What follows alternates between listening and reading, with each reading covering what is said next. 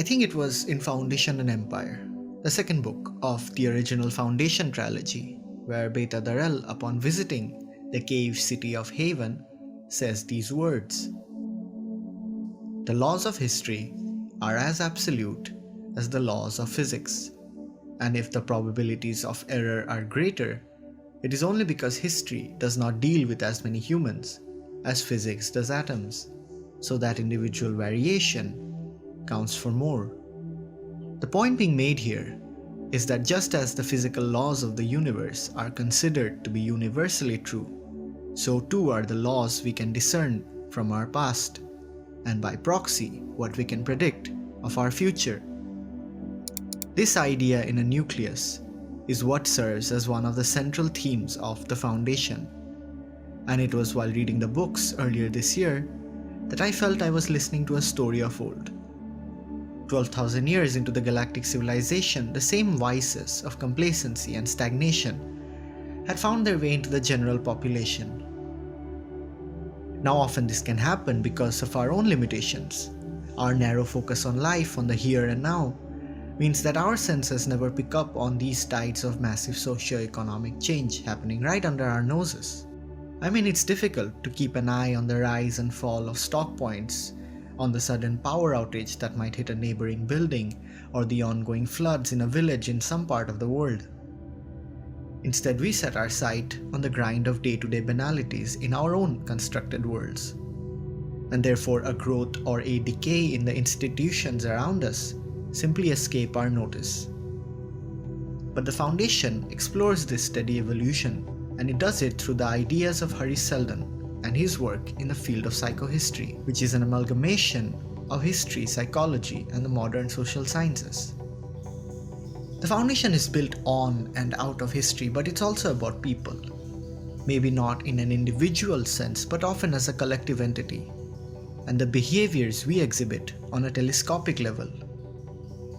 The interesting thing, though, is how Asimov manages to make these massive ideas of sociological change into something tangible by introducing arguments and pitfalls into the premise, thereby testing the characters and the resolve of their ideas.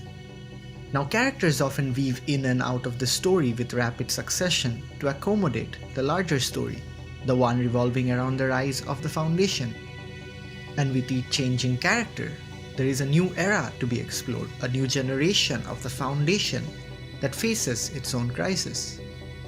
And Asimov uses that to filter new and interesting ideas into the mix.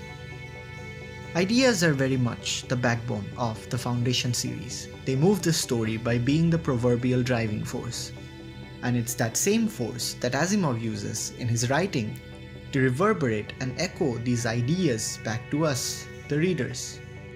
Therefore, throughout the books, there is a sense of consistency in what's being said. And no matter how conceptually overloaded it gets at times, the ideas themselves are baked into the fabric of the narrative. Each layer added in succession propels the Foundation into untreaded ground, as well as reinforcing previously established ideas, challenging them, and by case in point, making them stronger. This is often done as a means of testing the initial hypotheses, the one set down by Seldon at the start of the series. For instance, the introduction of the Mule in Foundation and Empire serves as a direct contradiction of the infallibility of Seldon's works in psychohistory.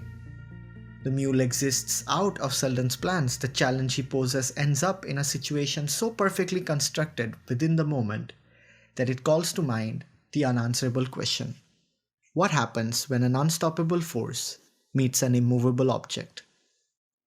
The Foundation series places great emphasis on the principles of psychohistory, and with good reason. Barbarism, meaningless violence, and cultural as well as technological stagnation can be very dangerous, as Asimov rightly points out. But more than anything else, it should also tell us that large civilizations don't just collapse out of nowhere. For a lot of our existence, we've spent it in countless dark ages.